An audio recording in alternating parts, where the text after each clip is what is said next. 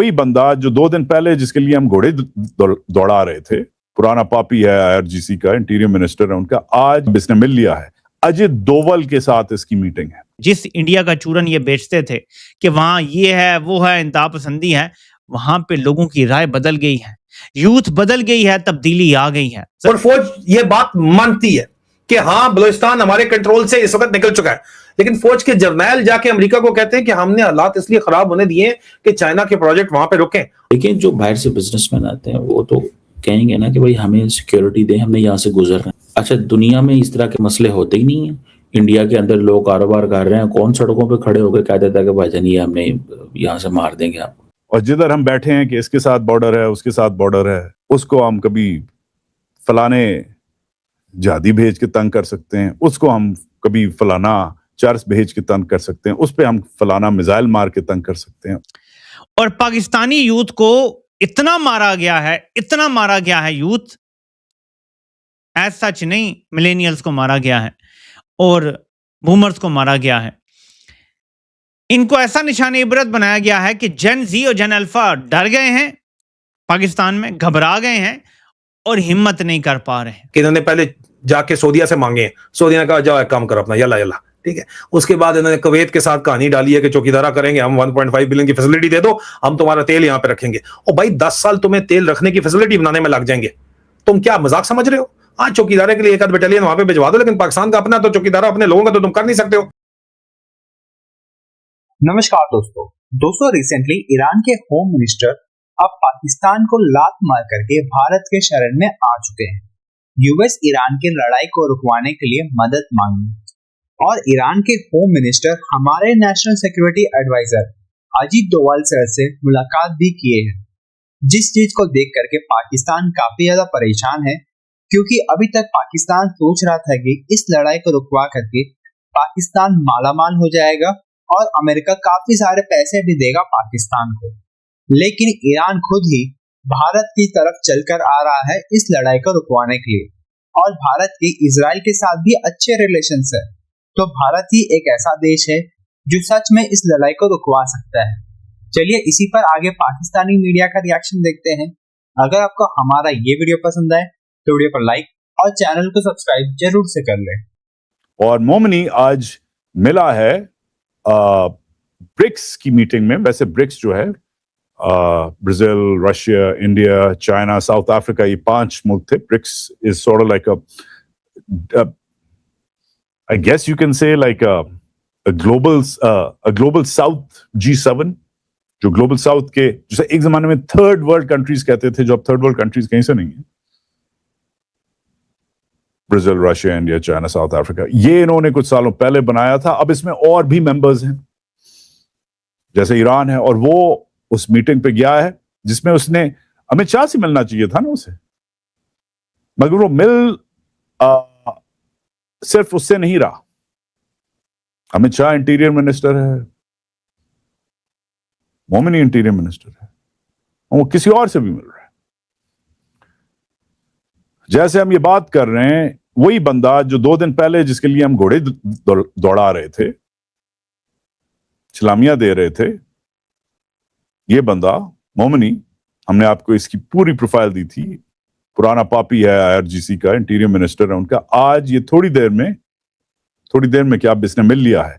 अजित डोवल के साथ इसकी मीटिंग है, जो पाकिस्तान के खिलाफ जो इस वक्त इंडिया का फ्रेमवर्क है उसका आर्किटेक्ट, जो ऑफेंसिव डिफेंस इंडिया की जो नई आप कह सकते हैं पाकिस्तान के खिलाफ जो इसकी स्ट्रेटजी है, उसका मास्टरमाइंड है।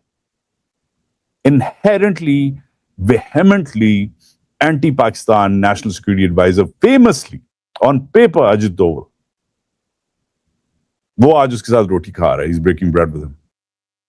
और सिग्नल पाकिस्तान के लिए क्लियर है, ईरानियों ने दे दिया, ठीक है हमें 2 दिन ठहराया है, घोड़े छोड़े तुमने दौड़ाए हैं, मगर हमारी ऑप्शंस ओपन है।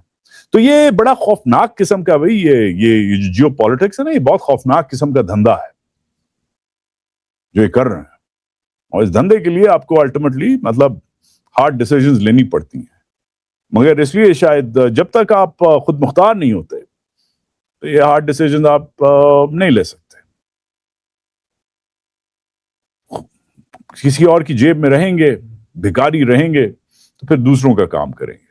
आज पाकिस्तान अगर एक भी डॉलर किसी को, वो जो 148 अरब हैं, जिसमें पता नहीं कितने अरब सऊदियों को देने हैं, कितने अरब IMF को देने हैं, कितने अरब इंटरेस्ट पेमेंट्स में देने हैं, कितने अरब आपको जो चाइनीज को देने हैं, अमेरिकियों को देने हैं, यूरोपियंस को देने हैं, कितने 140 अरब, जिसको हम इस वक्त 148 अरब करना चाह रहे हैं अमेरिकियों से 10 और लेके। अगर एक भी नहीं होता ना डॉलर कर्ज का, एक भी नहीं होता, तो इमेजिन पाकिस्तान क्या कर सकता। इतने ही हम गरीब होते इस वक्त, जैसे 40-45% अनपढ़ होते, 20-25% अनएम्प्लॉयड होते,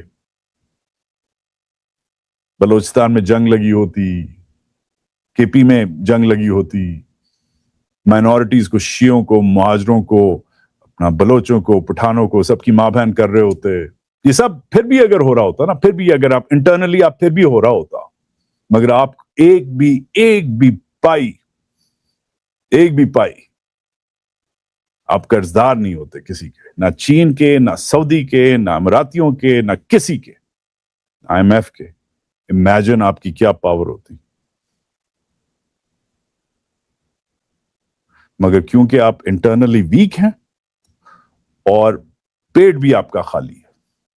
मेरी नानी मरहूम कहती थी कि, अपनी हिंदको में कहती थी, मुझे तो नहीं हिंदको आती, मैं कोशिश ही कर सकता हूं, कहती थी अगर वजन कम है ते जेब विच वट्टे पाल है, मर्द बन। मतलब कि अगर मर्द को लंबा चौड़ा होना चाहिए, तो मर्दों को एडवाइस देती थी, हम बड़े हो रहे थे तो कहती थी भाई अगर वजन कम है मर्द का, तो मर्द ही लगता ना, कांगड़ी सा लगता है, तो कहती थी कि अगर वजन कम है, अगर आप सिंगल पसली हैं, तो जेब में पत्थर डाल लें आप, क्या बड़े लगें। ये कांगड़ी जो मर्दानगी है, ये मुहावरों तक तो अच्छी लगती है, मगर अब हर एक को पता चल गया है कि हमारी जेब में ये सिर्फ पत्थर है, अंदर से हम कुछ नहीं है। 172 न्यूक्लियर वॉरहेड्स होना, 7.5 लाख की फौज होना, अगर ये हमारा वाहिद USP है, हमारा वाहिद यूनिक सेलिंग पॉइंट है, अगर इस फौज के अलावा, और जिधर हम बैठे हैं कि इसके साथ बॉर्डर है, उसके साथ बॉर्डर है, उसको हम कभी फलाने जहादी भेज के तंग कर सकते हैं, उसको हम कभी फलाना चर्च भेज के तंग कर सकते हैं, उस पे हम फलाना मिसाइल मार के तंग कर सकते हैं, उसको हम अड्डा दे के तंग कर सकते हैं, उसको हम कॉरिडोर दे के तंग कर सकते हैं।